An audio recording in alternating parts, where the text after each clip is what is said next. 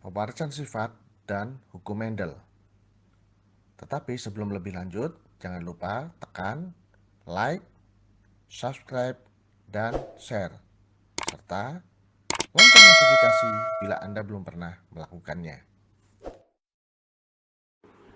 Pada video ini kita akan belajar pada bioteknologi, tetap pada pokok bahasan dasar genetika, yaitu pewarisan sifat dan hukum Mendel. Tahukah kalian apakah yang dimaksud dengan sifat itu dan bagaimana cara mewariskannya?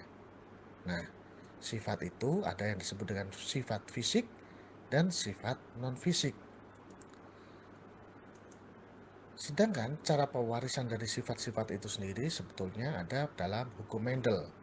Nah, hukum Mendel pertama itu adalah tentang prinsip segregasi, di mana pada pembentukan gamet, alel akan terpisah secara bebas. Jadi alel itu kan berpasangan, kemudian dari pasangan itu dia akan berpisah setengah dan setengah. Perpisahan ini terjadi secara bebas atau secara acak. Semisal, jadi di sini saya jelaskan, dalam satu individu jika terdapat dua alel, berarti ada dua pasang ya, yaitu alel A dan alel B. Kebetulan di sini alel A terdiri dari setengah A besar dan setengah A kecil, dan alel B terdiri dari B besar dan B kecil. Nah, kedua alel ini akan terpisah untuk kemudian berpasangan dari setengah-setengahnya. Pada pasangan pertama bisa saja secara acak, yaitu terdiri dari setengah alel A besar dan setengah alel B besar, sehingga menjadi satu alel A besar dan B besar. Kemungkinan yang kedua, pasangannya adalah A besar dan B kecil. Kemungkinan yang ketiga adalah pasangan A kecil dan B besar. Atau pasangan yang keempat, kemungkinannya adalah A kecil dan B kecil. Nah, ini terjadi secara acak atau secara bebas. Kalau kita visualisasikan atau kita analogkan dengan tanaman, misalnya suatu biji, dia akan berwarna kuning dan berbiji bulat. Nah, bulat dilambangkan dengan alel B, kuning dengan alel K. Nah, ini kebetulan B besar, B kecil, K besar, K kecil. Alel B itu untuk biji bulat, alel K untuk warna kuning. Di mana kemungkinan pertama pada separuh dari alelnya adalah pasangan B besar dan K besar. Jadi dia bulat dan kuning. Sedangkan pada kemungkinan yang kedua bulat dan K-nya kecil, berarti dia kuning kecil. Yang ketiga adalah B kecil dan K besar. Sedangkan yang keempat kemungkinannya adalah B kecil dan K kecil. Apakah pengaruhnya ini pada tanaman itu sendiri ketika dia terjadi suatu perkawinan gamet sehingga menjadi tanaman? Nah, ini dapat dijelaskan sebagai berikut pada hukum Mendel 2. Nah, hukum Mendel 2 itu sebenarnya adalah tentang prinsip asortasi bebas. Jadi kalau tadi pemisahan bebas, ini dia adalah pemasangan bebas, di mana individu mempunyai dua atau lebih sifat, menurunkannya sifatnya terjadi secara bebas, tidak tergantung pada sifat lain. Jadi seperti tadi A dan B atau A dan K, itu A tidak mempengaruhi K, B tidak mempengaruhi K, dan sebaliknya. Nah ini contoh, bulat kuning. B bulat itu sifat dominan, itu B besar. B kecil adalah sifat resesif. Jadi kalau dominan itu muncul, pasti akan bulat. Tapi kalau resesif itu muncul, B kecil, belum tentu dia bulat. Sedangkan K itu kuning. K besar itu juga dominan. Itu sehingga dia menjadi kuning. Tapi kalau K kecil yang muncul bersifat resesif, dia belum tentu berwarna kuning. Di sini, kemungkinan pertama ketika muncul B besar, B kecil, K besar, dan K kecil, karena dominan ada B-nya dominan, K-nya ada dominan, sehingga dia dominan bulat dan dominan kuning.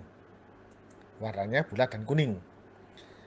B besar, B kecil, berarti dominan bulat kan, B. Sedangkan K-nya kecil-kecil semua, resesif. Sehingga dia tidak berwarna kuning, tapi berwarna yang lain. Di sini kebetulan lambangnya hijau, sehingga dia tidak kuning karena resesif. Kemudian yang ketiga, B kecil, K besar, K kecil. K-nya dominan, berarti dia tetap kuning kan? Dominan kuning. Sedangkan B-nya bulat-bulatnya resesif semua. Jadi dia tidak bulat, sedikit penyok-penyok. Tapi warnanya kuning. Kemungkinan yang terakhir adalah B kecil, K kecil. Resesif semua. Sehingga tidak kuning dan tidak bulat. Tuh. Berikutnya, jika kita analogkan sebagai genotip dan fenotip, nah ini pada pertemuan video yang lalu ada genotip dan fenotip. Misalnya genotipnya CCPP. Jadi kucingnya itu punya genotip CCPP. Coklat itu dominan C, kemudian periang itu P besar, kalau pendiam itu P kecil, kan resesif dia. Jadi ketika muncul CC dominannya coklat, tapi P-nya itu P kecil sehingga dia resesif, tidak periang, maka yang muncul fenotipnya adalah coklat tapi pendiam. Nah, ini untuk pejantannya. Kemudian untuk betinanya, kebalikannya. C-nya C resesif sehingga dia tidak coklat. Tapi P periangnya dia dominan, besar. Sehingga dia jadi warnanya tidak coklat tapi putih, tapi tetap sebagai periang.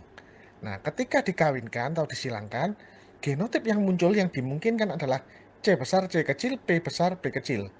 Jadi dia tetap coklat dominan, periangnya dominan. Sehingga fenotip yang muncul adalah coklat tapi periang. Itu untuk kucing analognya. Nah, sekarang untuk seandainya itu pada penyakit pada manusia. Ini kebetulan saya memakai contoh genetic syndrome. Nah, ini jadi penyakit genetik. Jadi si ayah atau laki-laki, kebetulan ini saya ambil sebagai penyakit darah.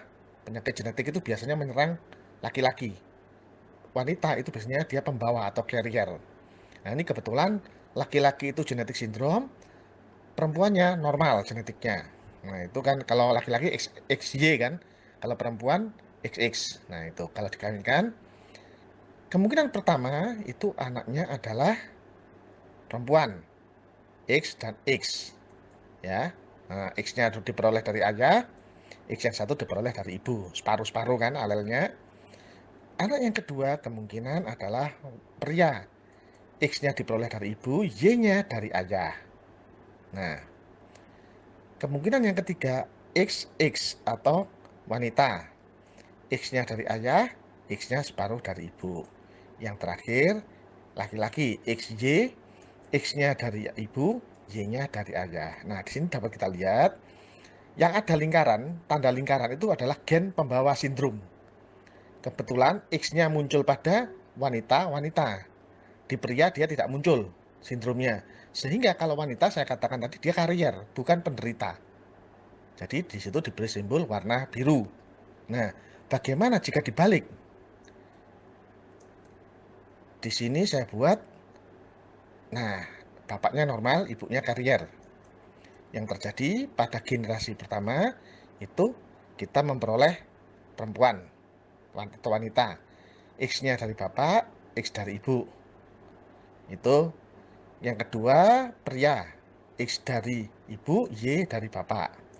Yang ketiga wanita lagi, X dari bapak, X dari ibu. Yang keempat pria, X dari ibu, Y dari bapak. Nah, ini X-nya itu yang genetik sindromnya itu yang kotak itu menunjukkan dia gen yang kena genetik sindrom. Di sini ternyata kalau dia jatuh pada wanita juga tetap hanya sebagai carrier. Tapi begitu jatuh pada pria sebagai penderita. Selalu begitu. Jadi separuh alel ibu, separuh alel ayah. Separuh alel ibu, separuh alel ayah. Nah, itulah hukum kedua Mendel. Jadi tadi hukum pertama Mendel dijelaskan oleh hukum kedua Mendel. Sehingga hukum pertama dan kedua Mendel itu adalah menjelaskan penurunan sifat genetik ke fenotip dan penurunan sifat nampak dan tidak nampak. Demikianlah penjelasan kali ini. Semoga bermanfaat.